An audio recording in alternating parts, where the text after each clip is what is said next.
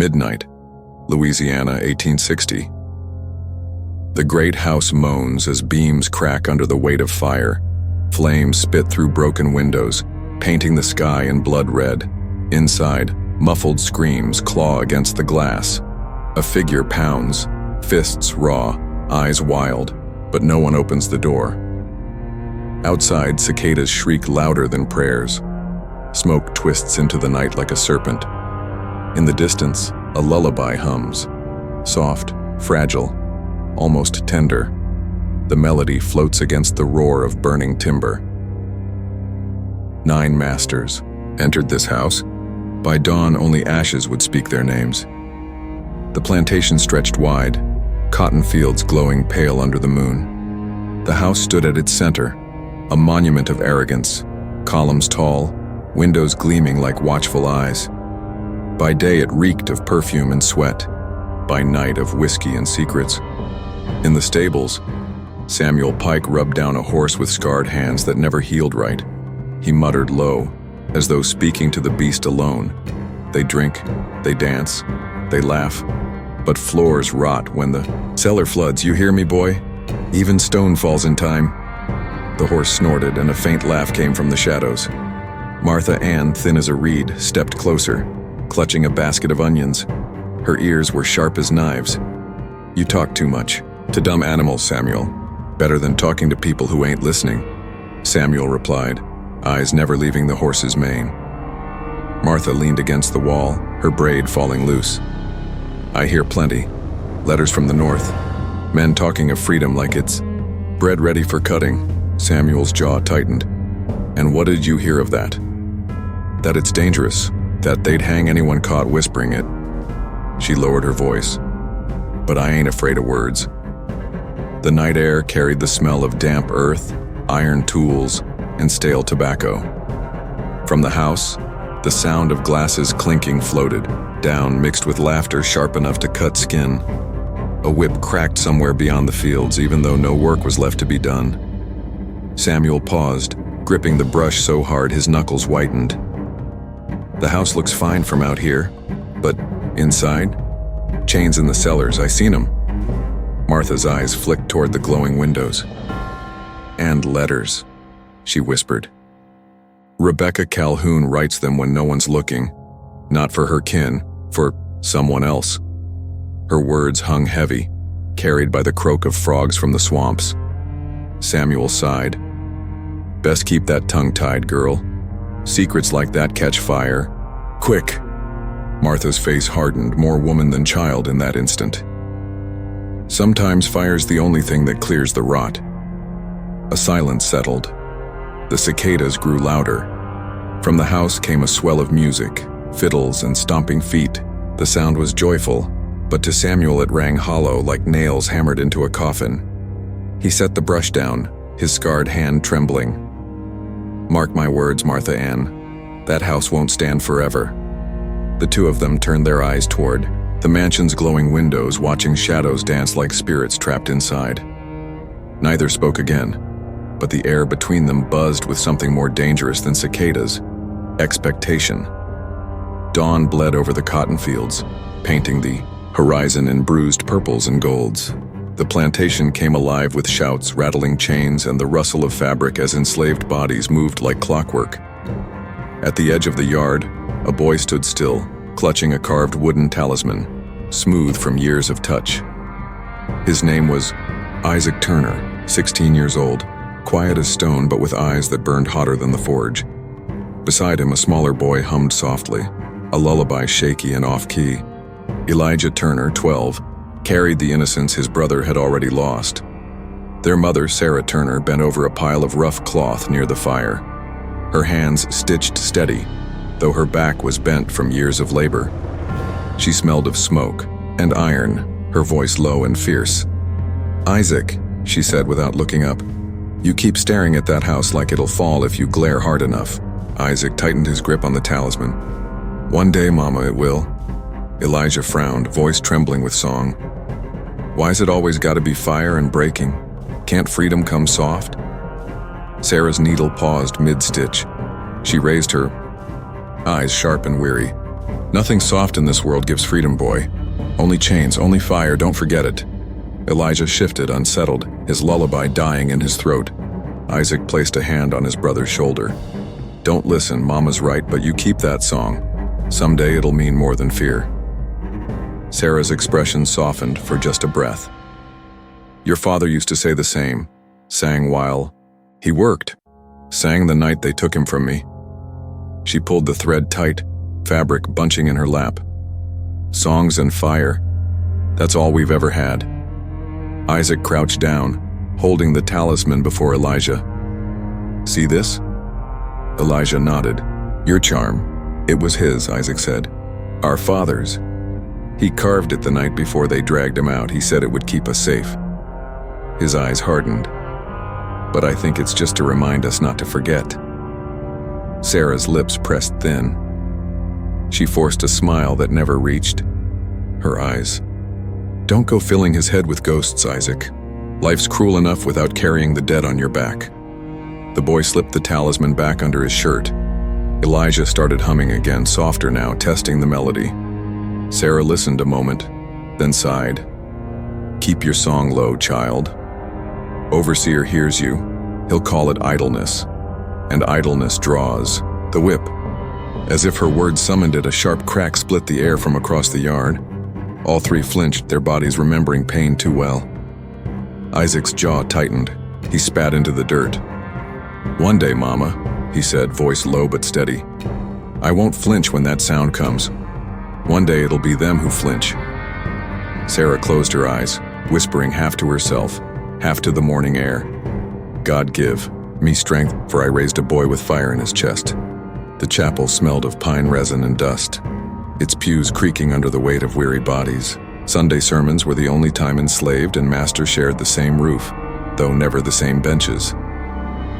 At the pulpit stood Jonas Hale, a preacher older than most remembered. His voice was rough as bark, his hands trembling as he leaned on the wooden rail. His eyes, though dim, carried a hidden light. He began with the words expected of him: obedience, service, humility.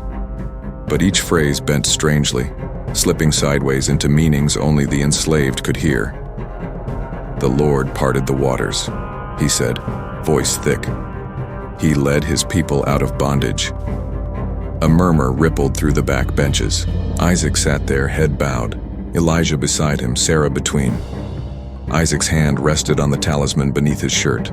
His eyes never left the preacher's mouth. Jonas raised his cracked hand, gripping the air like he was pulling a chain apart. And Pharaoh thought his power eternal, but fire came, and chains broke, and freedom walked on dry land. The white masters nodded lazily, hearing only scripture. The enslaved clutched those words like lifelines. Isaac's jaw set tight. Later, after the service, Isaac lingered near the stables. The air reeked of hay, sweat, and oil. That was when she appeared. Rebecca Calhoun, barely 17, pale dress smudged at the hem, golden hair twisted hastily as though she had run here unseen. Her hands smelled faintly of ink and paper. She glanced over her shoulder, then stepped inside. You stayed behind again, she whispered. Isaac did not turn at first. He brushed the horse, strokes even and steady. I don't like crowds. You don't like people telling you lies, she corrected. Finally, he looked at her. Her face was flushed, her breath fast. He saw fear in her eyes, but also something else, hunger for truth. You'll get caught, Isaac said flatly.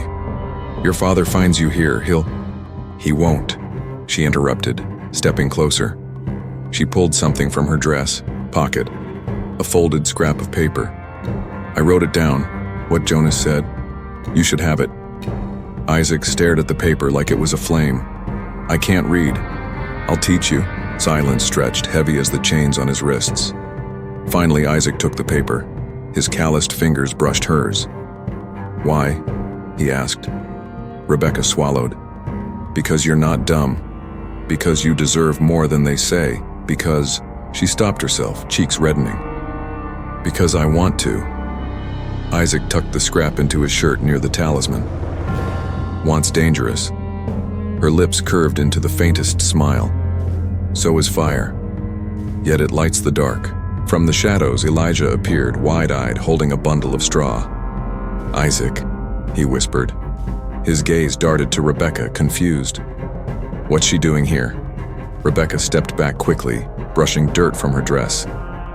"I should go." "When?" "She slipped out," Elijah hissed. "Are you crazy? Talking to her?" "She's not like the others," Isaac muttered. Elijah shook his head. "She's Calhoun. That name's poison. Mama said songs can keep us safe too. You believe that, don't you?" Isaac's eyes burned. "Sometimes you trust what don't make sense, or you die waiting for sense to come."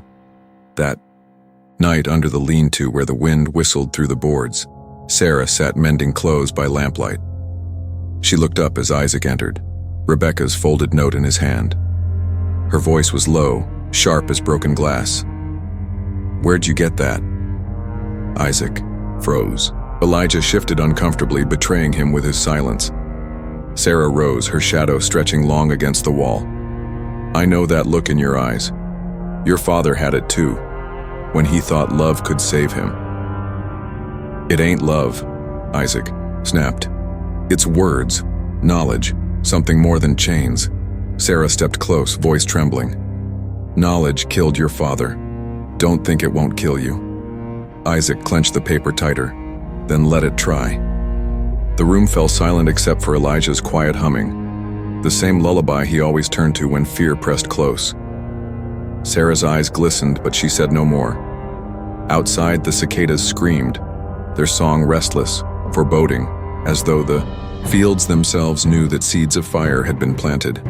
The afternoon sun scorched the fields, baking the rows of cotton until the air shimmered. Sweat clung to backs, stung eyes, and soaked through coarse shirts.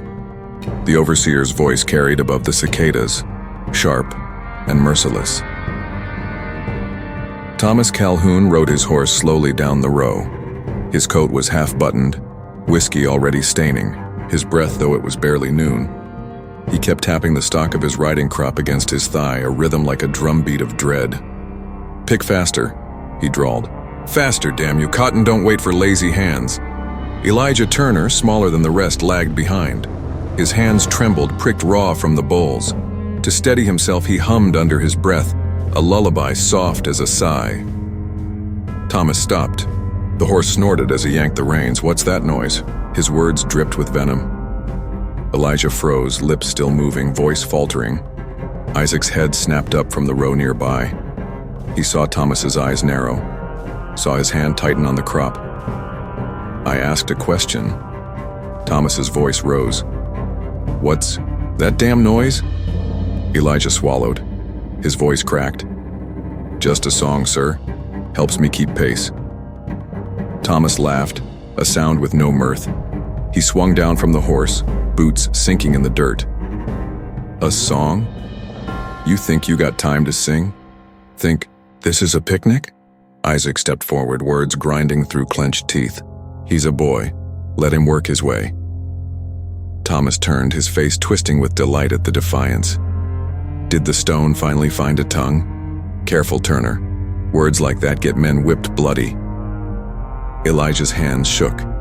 He whispered to his brother, "Isaac, stop!" But Thomas struck before either could move. The riding crop cracked across Elijah's back.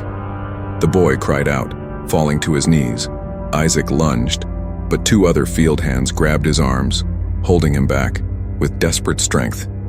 They knew what happened to men who struck overseers. Thomas raised the crop again, his grin wide. Lazy and noisy, bad combination. He brought it down once more. Elijah's lullaby turned into a strangled scream. "Stop!" Isaac roared. He thrashed, but the others clung tighter, whispering, frantic pleas. Please don't throw your life away." Thomas leaned close to Elijah, crop resting against the boy's neck. His breath reeked of sour whiskey. "Child or not, a slave who rests is dead weight." The words hung, like poison. Elijah sobbed, whispering, "I'm sorry. I'll work faster." Isaac's vision blurred red.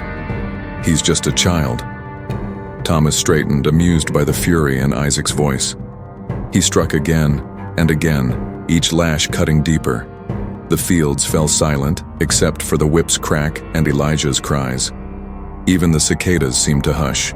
Men and women turned their faces away, but their eyes blazed with hidden fire. At last, Thomas dropped the crop, breathing hard, sweat mingling with whiskey fumes. Elijah lay trembling in the dirt, back striped raw. Thomas sneered at Isaac. "Keep your dog quiet next time." He mounted his horse and rode off, whistling as if nothing had happened. The hands released Isaac. He stumbled forward, kneeling beside Elijah. His brother's small fingers gripped his wrist weakly. "Don't fight him," Elijah whispered. His voice shook. "Please, don't." Isaac's eyes locked on the overseer's retreating figure. His jaw clenched, breath ragged. He whispered so only Elijah could hear. "No chain lasts forever." The words weren't a promise. They were a vow. The others drifted back to work, silence heavy as stone, but their glances toward Isaac carried something new. Expectation. The first sparks of rebellion glowing unseen. That night, Sarah sat by Elijah's bed, sponging blood from his torn back. Her hands trembled, though her face stayed calm. "He'll heal," she murmured, as if saying it enough would make it true. Isaac sat in the corner, silent, the talisman in his fist. His eyes never blinked. Fire already smoldered in them. Outside, the cicadas screamed once more, louder than before. Night pressed down heavy over the plantation. The cicada's endless cry blurred with the rustle of swamp reeds. The big house glowed distant and untouchable, its windows like watchful eyes against the dark. In a lean-to by the fields, Isaac whispered with his mother's niece, Hannah. She smelled of smoke and bitter herbs, her hands stained green from crushed leaves. "You want fire," she said softly, grinding roots with a stone. "But fire burns fast. Poison lingers." Isaac's jaw tightened. "I don't want them sick in bed. I want them choking, begging, knowing it's us who did it."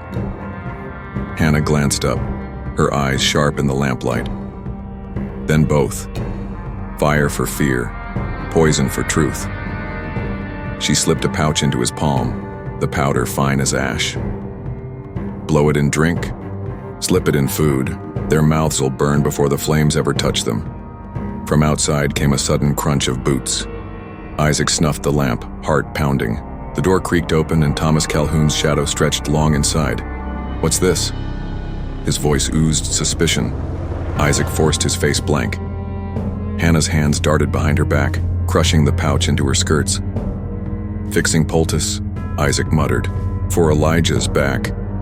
Thomas stepped closer, the stench of whiskey rolling off him. His eyes narrowed.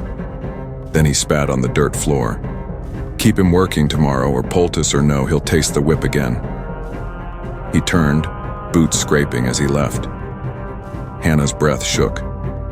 Isaac's fists unclenched slowly. "That was close," she whispered. Isaac's voice was low, steady. "Won't be the last." 2 nights later, Isaac slipped into the swamp. The air was thick with rot, frogs croaking in chorus. There, half hidden among cypress roots, waited Peter, the runaway, his body scarred like bark stripped from a tree. "You came," Peter rasped. His voice was rough, like stone dragged over stone. Isaac crouched beside him. "We'll need you." Peter's eyes gleamed in the moonlight. "Thought you'd never ask. I've been waiting for someone to light the match." They clasped hands, scarry to scar. Back at the house, Charlotte, the maid, carried trays through the halls. Her steps were silent, but her eyes saw everything. The locked cellar doors, the letters Rebecca slipped beneath pillows, the overseer's drunken swagger. When Isaac cornered her in the kitchen, her voice was barely a breath. "I shouldn't be speaking to you." "You've seen what they do," Isaac pressed. "How many more?"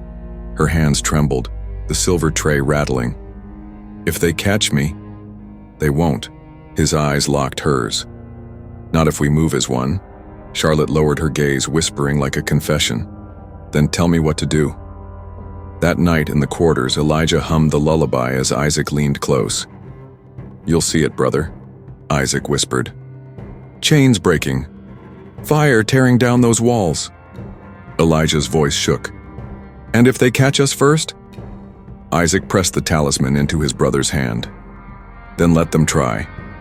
Above them, the cicadas wailed into the night, their shrill chorus swelling like a prophecy waiting to be fulfilled. The night smothered the plantation in thick silence. Clouds swallowed the moon, leaving only a faint shimmer of lantern light leaking from the big house. Inside, laughter rose, the Calhouns feasting, their glasses clinking like the rattling of chains. Isaac stood at the edge of the yard, hidden in shadow. His hand gripped the talisman until his knuckles ached.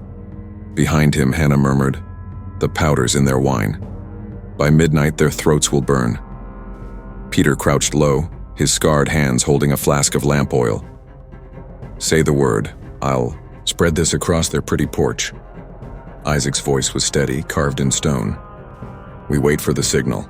Inside the dining hall, Rebecca Calhoun raised her glass, the firelight gleaming across her jeweled rings. "To another harvest," she declared, her voice sharp as a blade. "And to the men who keep this land thriving." Thomas grinned, whiskey dribbling from his chin. "Thriving on backs that don't complain." Charlotte, standing near the door with a tray, forced her hands to stay steady.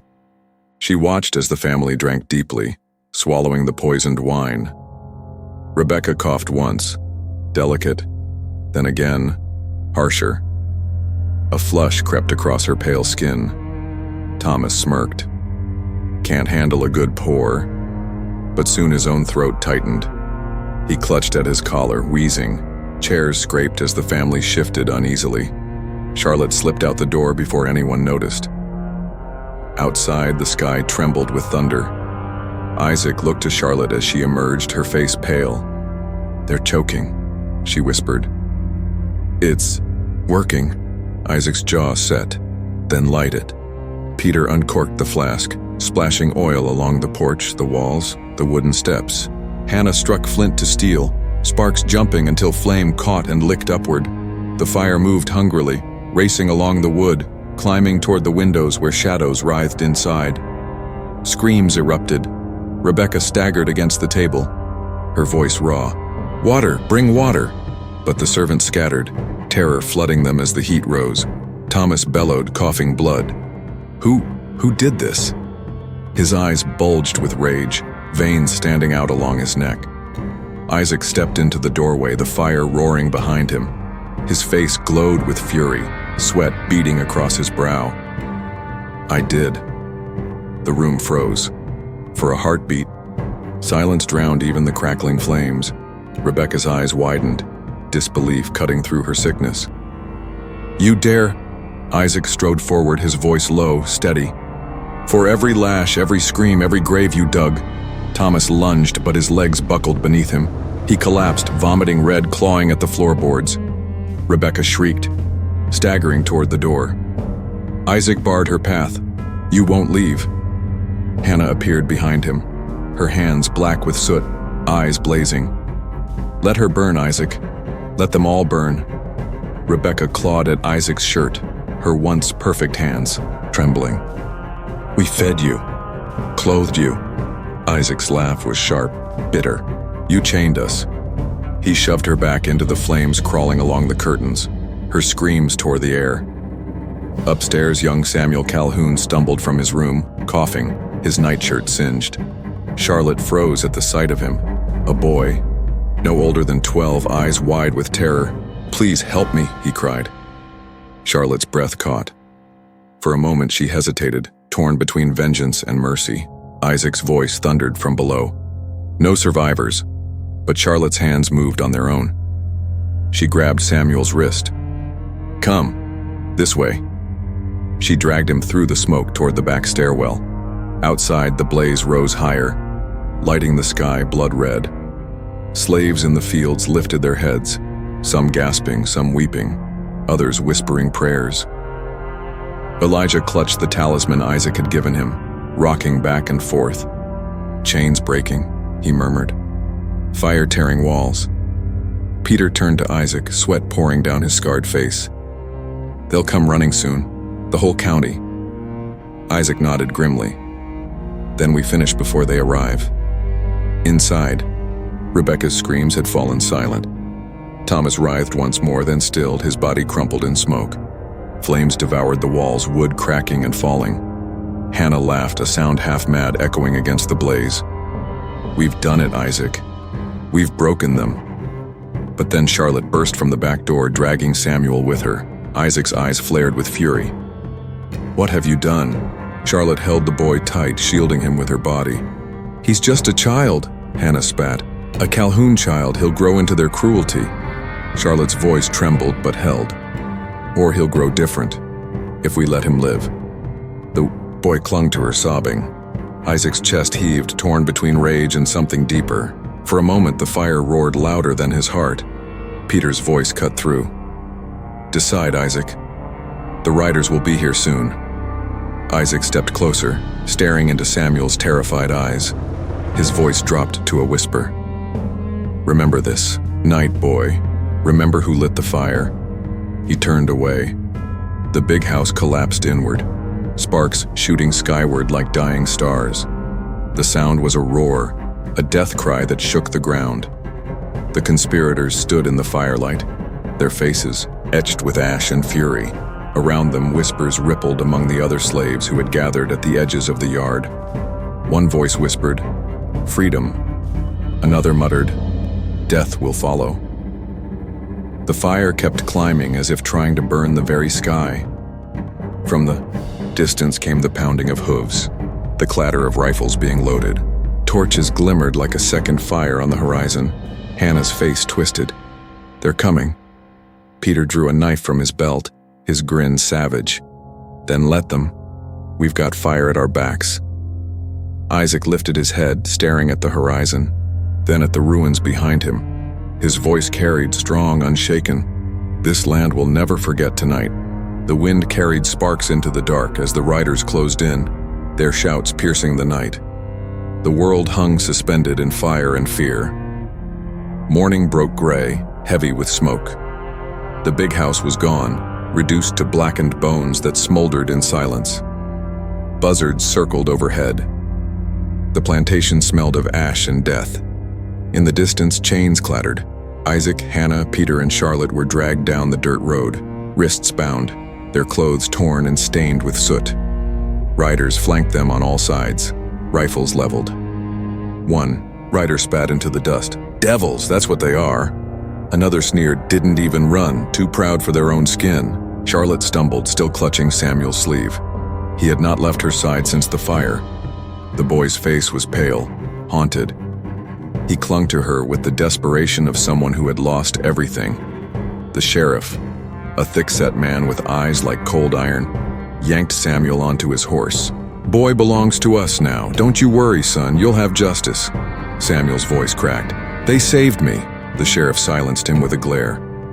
"You hush. You don't know what you saw." The county courthouse was already brimming when they arrived. Farmers, townsfolk, and overseers crowded shoulder to shoulder, buzzing like flies over carrion. Word of the uprising had spread faster than the smoke. The prisoners were shoved inside. The wooden floor creaked under their boots. At the front, Judge Whitmore sat high on the bench, his powdered wig slightly askew, his lips twisted with disdain. "Bring them forward," he barked. The chains rattled as Isaac and the others were lined before the court. The prosecutor, a thin man with a voice sharp as glass, stepped forward. "Your Honor, we bring before you 4 guilty parties, the murderers of the Calhoun family, incendiaries who conspired against God and law. Their guilt is written in flame across our county." Murmurs rippled through the gallery. The judge's gavel slammed. "Order!" He turned his cold gaze to Isaac. "You led this devilry?" Isaac's voice was steady, his eyes unflinching. "I led men who wanted freedom." A gasp rose from the crowd. Someone spat on the floor. The prosecutor pounced. "Freedom? You call slaughter freedom? You poisoned, you burned, you butchered." Isaac's jaw clenched. "We bled for you every day, in the fields, under whips. We begged, you laughed. Last night, we answered. The judge slammed the gavel again. Silence! This is no pulpit. Hannah's turn came next. She stood, tall chin lifted even as her wrists bled from the irons. The prosecutor's lips curled. You, woman, tell us what you put in their cups. Hannah smirked, her eyes burning. Justice, that's what I poured. The gallery hissed. Someone shouted, hang her now. The judge glared. You admit guilt? Hannah leaned forward, her voice sharp as broken glass. I admit I'd do it again. The room erupted in uproar. The gavel thundered, but the noise swelled like a storm. Peter was dragged forward next. His scarred face gleamed with sweat, but his grin never faltered. The prosecutor sneered. And you, the brute who spread the flames, what say you for yourself? Peter tilted his head, letting the silence stretch. Then he spoke, slow, deliberate. Flame don't ask permission. It just eats, just like you ate us. Laughter rippled through the slaves pressed against the back wall, quickly silenced by the butt of a rifle. Peter spat blood on the floor. I ain't sorry. Finally, Charlotte. She stood trembling, her hand still marked by soot where she'd pulled Samuel from the fire. The prosecutor softened his tone. But you, girl, you spared a Calhoun. You saved young Samuel. Surely, you were misled by these devils. Surely you acted under fear.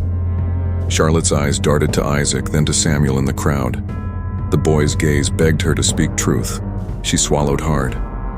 I saved him because he was a child, not because of them, not because of you. The judge leaned forward, eyes narrowing. And yet you lit the match, did you not? Charlotte's voice broke. I carried no fire, the prosecutor pressed. But you stood among them. You watched. You did not cry for help. Tears welled in her eyes.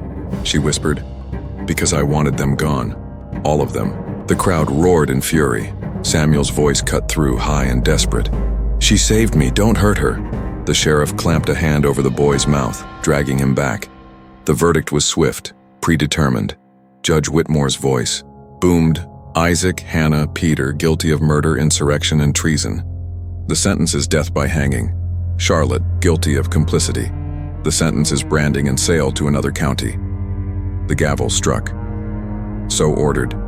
Gasps and cheers mingled in the air. Some spat, some wept, some whispered prayers.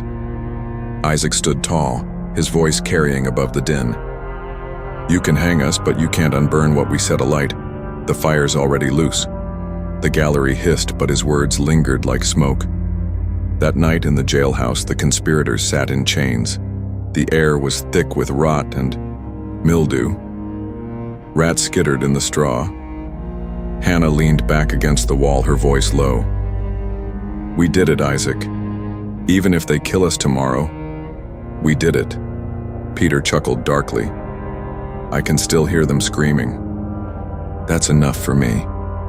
Charlotte sat apart, staring at the iron bars. Her voice trembled. And what of me? Sold like cattle again. What did I gain? Isaac turned his head, his eyes burning even in the dark. You gained a boy's life. Maybe that seed will grow. Charlotte shivered, unsure if his words were hope or curse. Silence stretched. The night pressed close, heavy, suffocating. Then Isaac spoke once more, almost to himself. They think the trial ends it, but this is only the beginning. At dawn, the gallows were raised in the courthouse yard. Townsfolk gathered, eager, for spectacle. Mothers held children aloft to see. Merchants set up stalls, selling cider and bread. It was a carnival of death. The prisoners were led out, iron collars clanking. Hannah sang under her breath, an old hymn, her voice clear as glass. Peter laughed, teeth bared. Come see the fire eat again, he taunted. Isaac walked silent, his gaze fixed on the horizon. The nooses swung in the morning light. The crowd roared for blood. The gallows stood empty by midday. Only 3 ropes swayed in the wind, creaking, softly like whispers of the dead. Blood and ash still stained the dirt, trampled by hundreds of boots. By nightfall, the townsfolk had gone home. their children tucked into bed with stories of justice served. But in the slave quarters, silence lingered. The cabins were filled with mourning, yet also something else, something unspoken. Mothers held their children tighter. Old men stared into the fire, remembering Isaac's words. Young boys traced the scarred marks of the whips on their backs, whispering of flame. Weeks later, Samuel sat alone on the steps of the rebuilt Calhoun house. He was a child, but his eyes carried the weight of shadows. He remembered Charlotte's hand pulling him from the fire, Isaac's voice ringing in the courtroom, Hannah's smirk, Peter's laughter. He remembered the fire. His aunt told him never to speak of that night, to forget the traitors who murdered his kin. "The papers say it was savagery," she said. "That's all anyone needs to know." But Samuel could not forget. At night he woke screaming, the flames still licking at his heels. And sometimes, when he looked at the fields, he thought he saw Isaac's silhouette walking among the rows unbroken.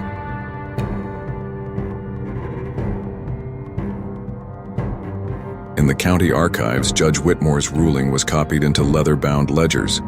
The Calhoun Revolt, an act of barbarity, swiftly punished. That was the record. That was the truth, written in ink. No mention of the hunger. No mention of the poison slipped into cups or the hymn sung on the gallows. No mention of Charlotte saving a boy's life. History carved away the marrow, leaving only bone.